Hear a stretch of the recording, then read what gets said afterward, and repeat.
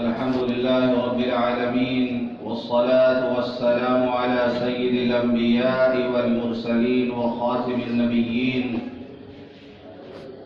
سيدنا محمد وآله وصحبه أجمعين، ومن تبعهم بإحسان ودعا بدعوتهم إلى يوم الدين. أما بعد،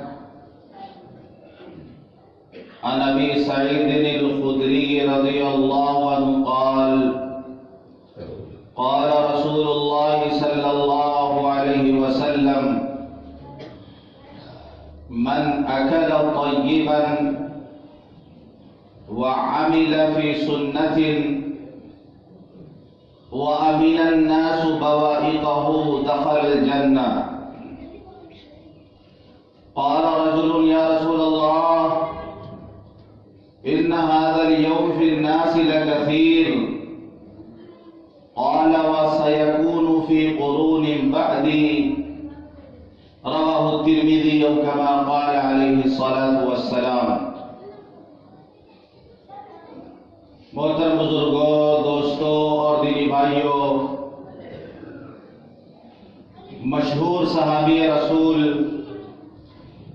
حضرت ابو سعید خدری رضی اللہ عنہ روایت کرتے ہیں کہ رسول اللہ صلی اللہ علیہ وسلم نے ارشاد فرمایا: جس نے پاکیزہ اور حلال غذا استعمال کی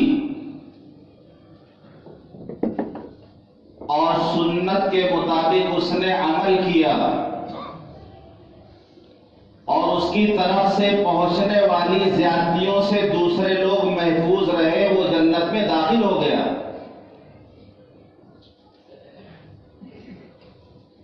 ایک صاحب نے عرض کی کہ اللہ کے رسول، اس زمانے میں تو ایسے بہت سارے لوگ ہیں جو حلال کھاتے ہیں، جو سنت کے مطابق زندگی گزارتے ہیں، جو دوسروں کو تکلیف نہیں پہنچاتے. ایسے لوگوں کی تعداد تو بھی بہت زیادہ ہے. آپ نے فرمایا: وَسَيَكُونُ فِي قُرُونٍ بَعْدِي، کہ میرے بعد کے زمانے میں بھی ایسے لوگ ہوتے رہیں گے. کوئی زمانہ، کوئی صدی ایسے لوگوں سے خالی نہ ہوگی. ہر زمانے میں ایسے متقی اور پرہیزگار لوگ پیدا ہوتے رہیں گے جو حلال کا اہتمام کریں گے، حرام سے بچیں گے، جو سنت کے مطابق زندگی گزاریں گے، بدعت سے بچیں گے، جو دوسروں کے ساتھ نرمی اور محبت اور اخلاق کا برتاؤ کریں گے اور ان کو تکلیف نہیں پہنچائیں گے. تو تین طریقہ حضور پاک صلی اللہ علیہ وسلم نے بتایا، تین باتیں ارشاد فرمائی. جنت پہ جانے کا بہت آسان راستہ بتایا آپ نے. تو پہلی بات جو ارشاد فرمائی: من اکل طیبا، جس نے حلال غذا کھائی، جس نے پاکیزہ مال کھایا. اس موضوع پر گفتگو ہو چکی ہے. اس کا دوسرا جز جو ہے وہ عامل فی سنت، سنت کے مطابق اس نے عمل کیا. اس دوسرے جز پر آج بیان کرنا ہے کہ وہ عامل فی سنت، اور اس نے سنت کے مطابق عمل کیا، سنت کے مطابق زندگی گزاری. سنت کہتے ہیں طریقے کو، چاہے وہ اچھا طریقہ ہو اور چاہے وہ برا طریقہ ہو. اسی لیے حدیث میں آتا حضور پاک صلی اللہ علیہ وسلم نے ارشاد فرمایا: من سن فی الاسلام سنتا حسنہ، کہ جس نے اسلام میں کوئی بہتر طریقہ شروع کیا اس کو بھی اس کا ثواب ملے گا، اور جتنے لوگ اس طریقے کو اپنائیں گے، اس پر عمل کریں گے، ان تمام لوگوں کا ثواب بھی اس کو ملے گا. وَمَن سَنَّ فِي الْإِسْلَامِ سُنَّةً سَيِّئَةً، اور جو اسلام میں برا طریقہ کو شروع کرے گا تو اس کا وبال اس کو ملے گا، اور جتنے لوگ اس طریقے پر عمل کریں گے سب کا وبال بھی اس کو ملے گا. لیکن شریعت کی اصطلاح میں سنت کہتے ہیں وہ طریقہ جو جناب محمد رسول اللہ صلی اللہ زندگی گزارنے کے بہت طریقے ہیں، مختلف طریقوں پر لوگ زندگیاں گزار رہے ہیں، لیکن خیر السنن سنت محمد صلی اللہ علیہ وسلم، سب سے بہترین طریقہ، تمام طریقوں میں سب سے بہترین طریقہ جناب محمد رسول اللہ صلی اللہ علیہ وسلم کا طریقہ ہے۔ آپ نے جو زندگی گزارنے کا طریقہ دیا، آپ نے جو زندگی گزارنے کا طریقہ بتایا، وہ سب سے کامل، سب سے مکمل طریقہ ہے۔ کھانے کا جو طریقہ آپ نے بتایا، چلنے کا طریقہ جو آپ نے بتایا، بیٹھنے کا طریقہ جو آپ نے بتایا، ملاقات کا طریقہ جو آپ نے بتایا، سونے کا جو طریقہ آپ نے بتایا، اس سے بہتر طریقہ ساری دنیا مل کر اس سے بہتر طریقہ نہیں بتا سکتی، کیونکہ اس دنیا میں اگر سب سے زیادہ کوئی عقل مند ہے اور عقل مند تھا تو وہ ذات جناب محمد رسول اللہ صلی اللہ علیہ وسلم کی۔ آج سے بڑا عقل مند نہ کوئی پیدا ہوا تھا اور نہ قیامت تک پیدا ہوگا۔ میرے مصطفیٰ کا ہمسر نہ ہوا، نہ ہے، نہ ہوگا، اور کوئی اور ان سے بہتر نہ ہوا ہے، نہ ہوگا۔ فرمایا وَعَمِلَ فِي سُنَّةٍ، سنت کے مطابق اس نے عمل کیا، سنت کے مطابق اس نے زندگی گزاری۔ سنت میں نور ہے، سنت میں کامیابی ہے، نقش قدم نبی کے ہیں جنت کے راستے، نقش قدم نبی کے ہیں جنت کے راستے، اللہ سے ملاتے ہیں سنت کے راستے۔ فرمایا اللہ نے قُلْ إِن كُنتُمْ تُحِبُّونَ اللَّهَ فَاتَّبِعُونِي يُحْبِبْكُمُ اللَّهُ۔ اے نبی آپ کہہ دیجئے کہ اگر تم اللہ سے محبت کرتے ہو، اور ظاہر بات ہے کہ ایمان والے اللہ سے محبت کرتے ہیں، اللہ خود کہتا ہے وَالَّذِينَ آمَنُوا أَشَدُّ حُبًّا لِلَّهِ، جو ایمان والے ہیں وہ اللہ سے شدید محبت کرتے ہیں۔ اے نبی کہہ دیجئے کہ اگر تم اللہ سے محبت کرتے ہو فَاتَّبِعُونِي، میری اتباع کرو، میرے لائے ہوئے طریقے کے مطابق زندگی گزارو، فَاتَّبِعُونِي، میری سنت پر عمل کرو، يُحْبِبْكُمُ اللَّهُ، اللہ تم سے محبت کرنے لگے گا۔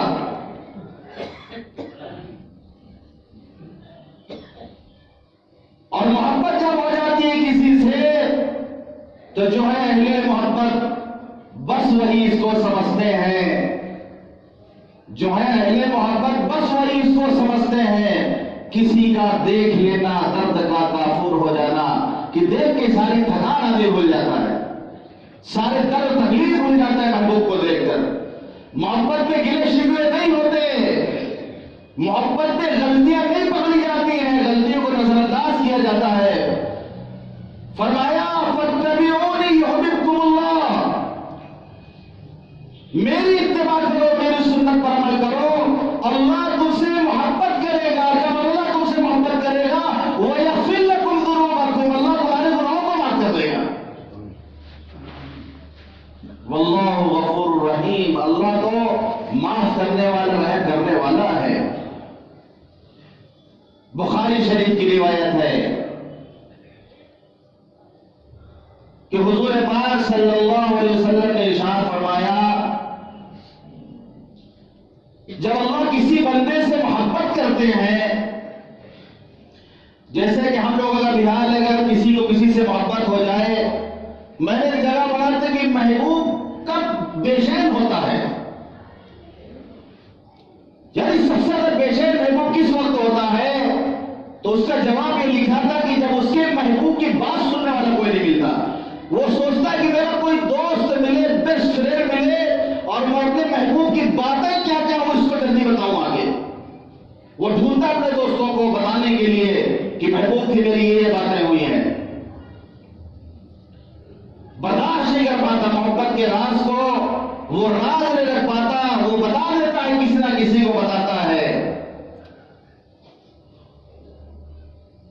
اللہ جب کسی بندے سے محبت کرتے ہیں تو حدیث میں آتا ہے کہ اللہ جبریل امین کو بلا کہتے ہیں جبریل سنو، میں فلاں بندے سے محبت کرتا ہوں، تم بھی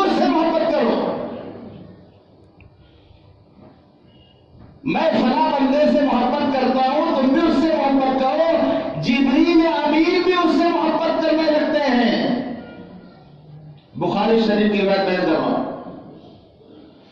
پھر جبریل آسمان دنیا میں اعلان کرتے ہیں کہ فرشتوں سنو، اللہ فلاں بندے سے محبت کرتا ہے، تم سارے فرشتے اس سے محبت کرو. تو آسمان کے سارے فرشتے اس سے محبت کرتے ہیں.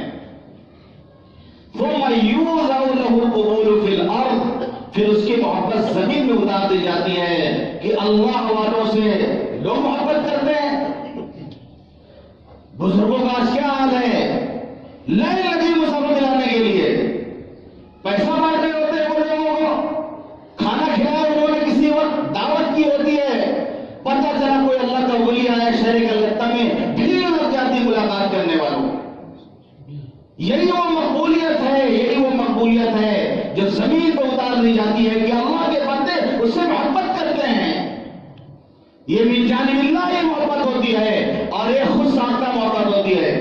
جب تک حسن جمال ہے تب محبت رہے گی. جس دن یہ گال جو ہے جھریاں پڑ جائیں گی، اس پہ جو ہے گڈھے پڑ جائیں گے، ساری محبت ختم ہو جائے گی. وہ زلفیں جس کے قصیدے پڑھا کرتا تھا اور جن زلفوں کی تعریفیں کیا کرتا تھا، یہ زلف ایک وقت آئے گا جب بوڑھی گدھی کی تم کی طرح زلف ہو جائے گی، اس وقت محبت ختم ہو جائے گی. یہ آواز جس پہ مرتا تھا، جس آواز سے مرتا تھا، ایک وقت آئے گا جب یہ آواز پھٹا بانس کی جیسی ہو جائے گی، اس وقت ساری محبت ختم ہو جائے گی. جو کسی وجہ سے محبت ہوگی، کسی مطلب سے محبت ہوگی، ایک دن تو اس محبت کو ختم ہو رہی ہے. من حب اللہ، اللہ کے لیے جو محبت کرے گا یہ محبت ختم نہیں ہوتی. آج محبت مطلب کے لیے محبت ہوتی ہے، اور مطلب والی محبت زیادہ دن نہیں چلتی ہے. جس دن وہ چیز ختم ہوگی محبت بھی ختم ہو جائے گی. تو یہ جو مقبولیت، یہ جو محبت اللہ کے نیک بندوں کی محبت جو انسانوں کے قلوب میں ہوتی ہے، کہ ہندر ولی اجمیر میں آرام فرما رہے ہیں اور ہندوستان کا ایک فرد ان سے محبت کرتا ہے. کیا مسلم کیا غیر مسلم، ہر ایک ان سے محبت کرتا ہے، ادب سے ان کا نام دیتا ہے. یہ ہے مقبولیت. ثم یوضع له القبول فی الارض. بنگلہ دیش کی استعمال میں نے مولانا صاحب کو دیکھا، عرب لائن لگائے مسلمان لانے کے لیے. یہ ہے محبت. مولانا صاحب ریال نہیں بانٹ رہے تھے.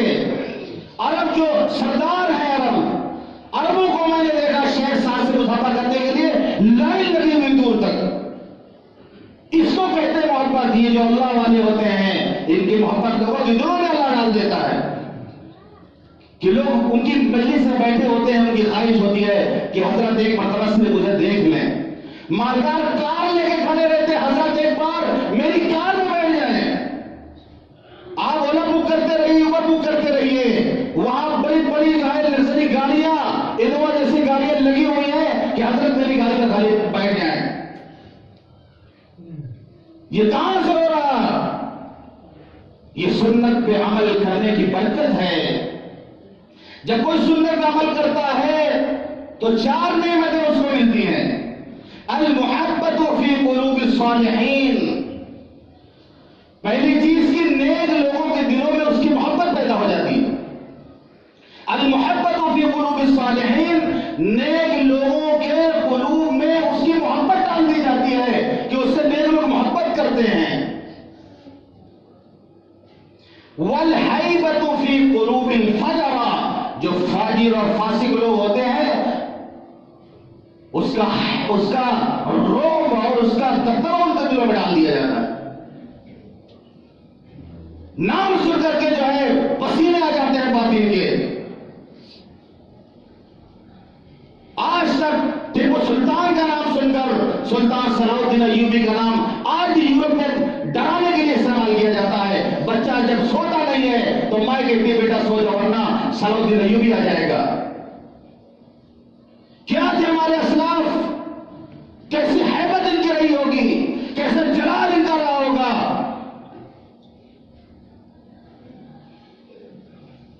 لیکن آج ہمارا حال یہ ہے کہ ایک انگریز صلاح الدین کی قبر پہ ٹھوکر مار کہتا ہے کہ صلاح الدین دیکھ ہم پھر واپس آ گئے ہیں، تو نے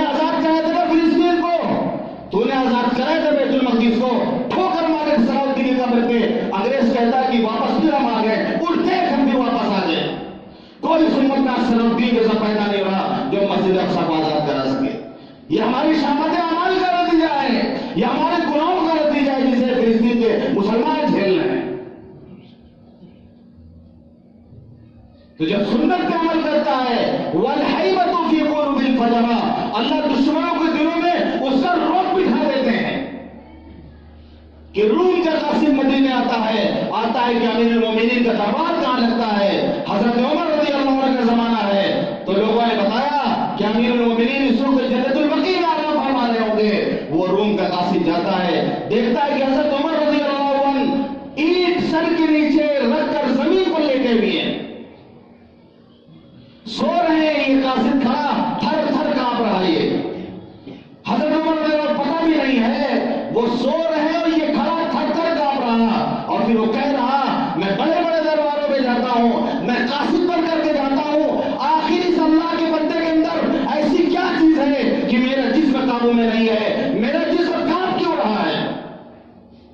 یہ وہی روب اور دبدبا تھا، یہ سنت پہ عمل کرنے کا نتیجہ تھا کہ وہ سو رہا ہے لیکن اس کا دشمن وہ جو ہے تھر تھر کانپ رہا.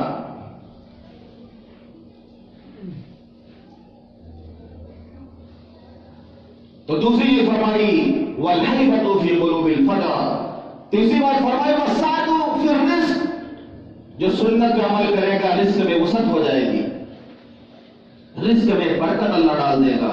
جا کے دیکھیے اللہ والوں کے دسترخوان کو کہاں سے آ رہا، جائیے بزرگوں کے دسترخوان کو جا کے دیکھیے، لذیذ لذیذ کھانے آپ کو ملیں گے. کہاں سے آ رہا، کون دے رہا؟ یہ برکت ہے سنت پہ عمل کرنے کا نتیجہ ہے یہ کہ وَالسَّعَةُ فِي الرِّزْقِ، رزق میں وسعت دی جاتی ہے. وَالصُّلْبَةُ فِي الدِّينِ، چوتھی نعمت ملتی ہے کہ دین کے اندر مضبوطی آ جاتی ہے، پھر اسے کوئی خرید نہیں سکتا. ووٹ اور نوٹ کے نام پہ اس کو خرید نہیں سکتا. فتنے آئیں گے، فتنے برپا ہوں گے لیکن وہ فتنے میں مبتلا نہیں ہو سکتا، ورنہ چھوٹے چھوٹے فتنے کی لپیٹ میں آ جائے گا. جیسا کہ آج کل ایک فتنہ چل رہا ہے شکیل بن حنیف کا فتنہ. جانتے ہو شکیل بن حنیف، ہو سکتا ہے اس کے ایجنٹ آپ کے بھی کھانے بھی گھوم رہے ہیں. اس کے ایجنٹ توسیہ میں پکڑے گئے، کلکتہ میں اس کی آفس کھول دی گئی، اس کے ایجنٹ آپ کے محلے میں گھوم رہے ہوں گے. شکیل بن حنیف یہ دربھنگا کا رہنے والا ایک شخص ہے. پہلے یہ دعوت و تبلیغ سے لگا ہوا تھا، مرکز نظام الدین جاتا تھا،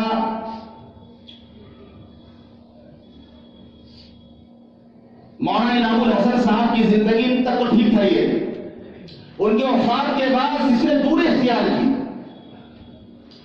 علماء سے دوری جب پیدا ہوگی تو انسان گمراہ ہوگا، انسان بھٹکے گا، اسی دین کے اندر رکھ کے اس کو شیطان برباد کر دے گا.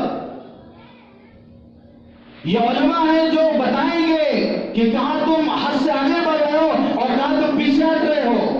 یہ تمہیں بچائیں گے، افراد کیا اور تفرید کیا ہے اس سے تمہیں نکالیں گے. مولانا انعام الحسن صاحب کے زمانے تک تو ٹھیک تھا، ان کے وفات کے بعد، ان کے انتقال کے بعد اس نے دلی میں فتنہ پھیلانا شروع کیا، عجیب عجیب باتیں کرنے لگا.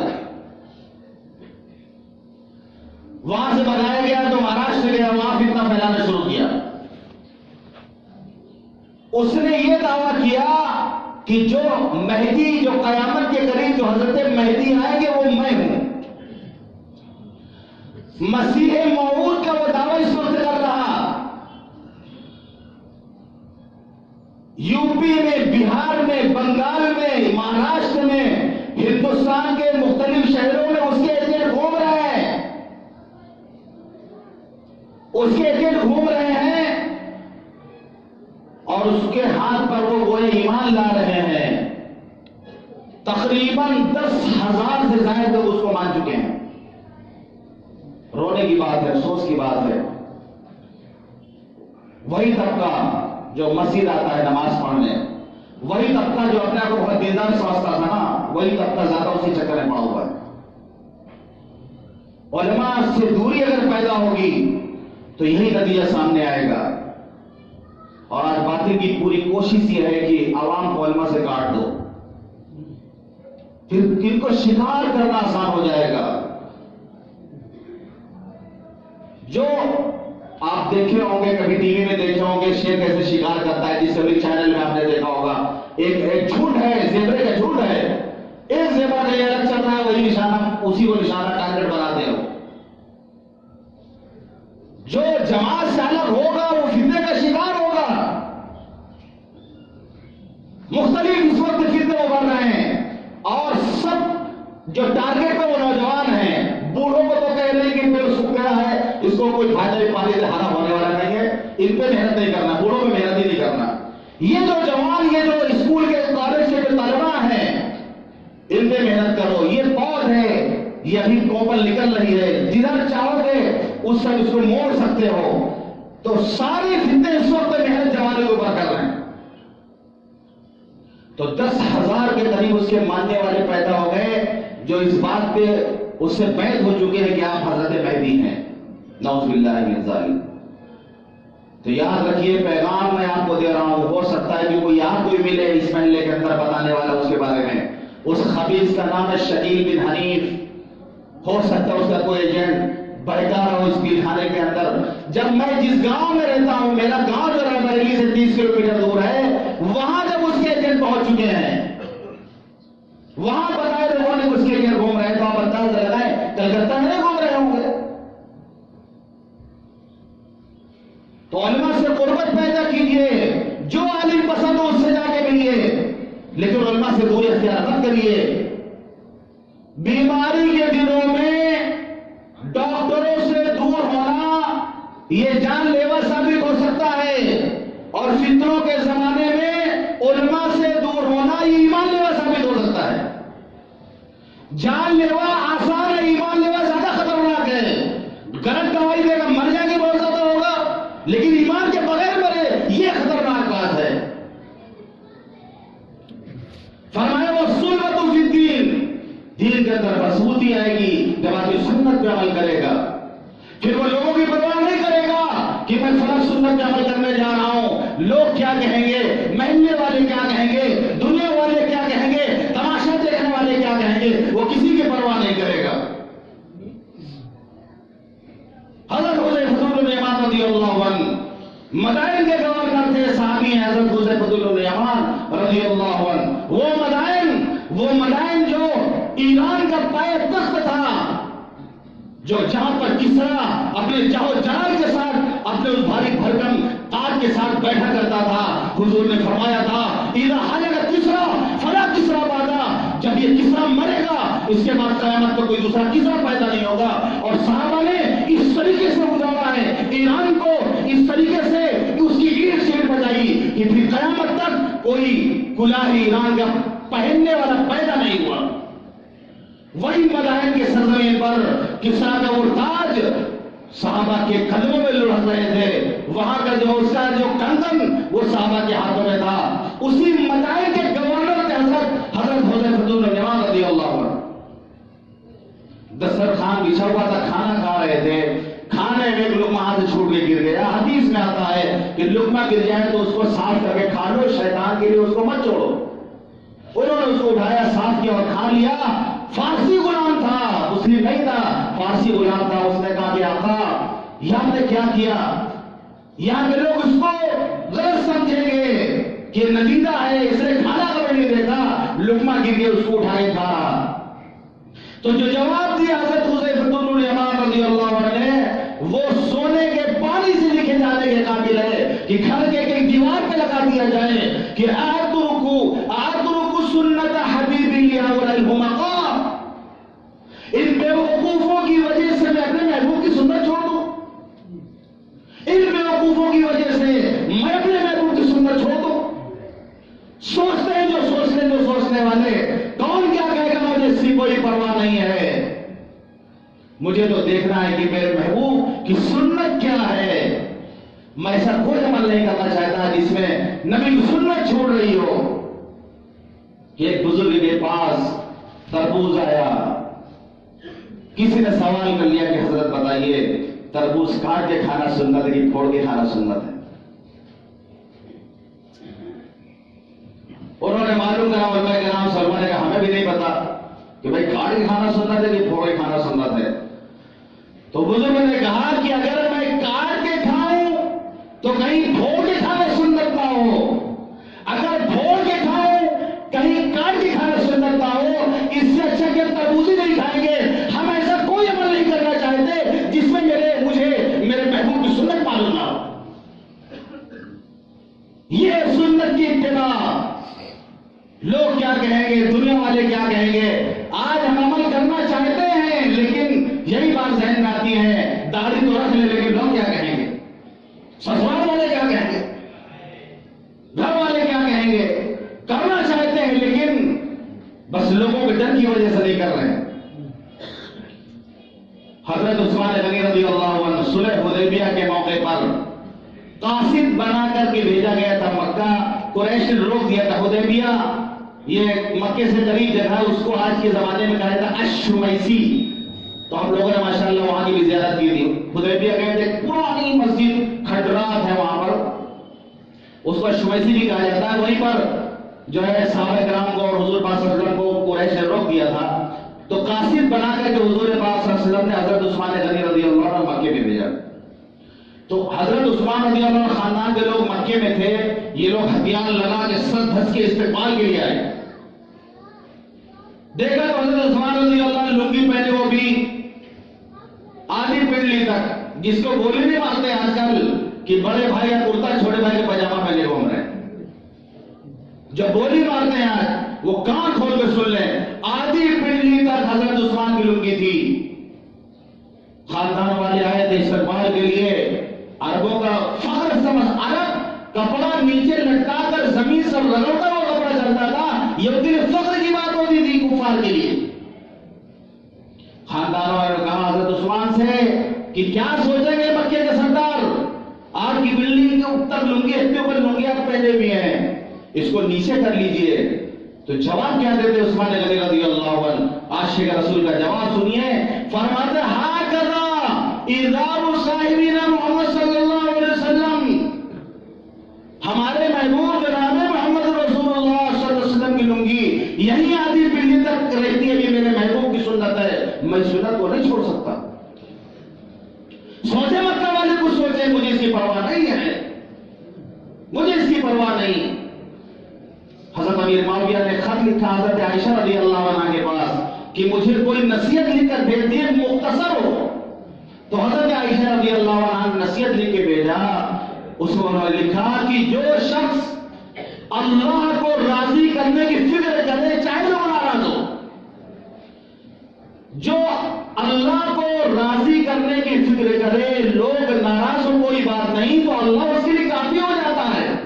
لوگوں کی ناراضگی سے اس کو کوئی تکلیف نہیں پہنچتی ہے، اللہ اس کے لیے کافی ہو جاتا ہے. اور جو لوگوں کو راضی کرنے کے لیے اللہ کو ناراض کرتا ہے، اللہ اس کو لوگوں کے حوالے کر دیتا ہے.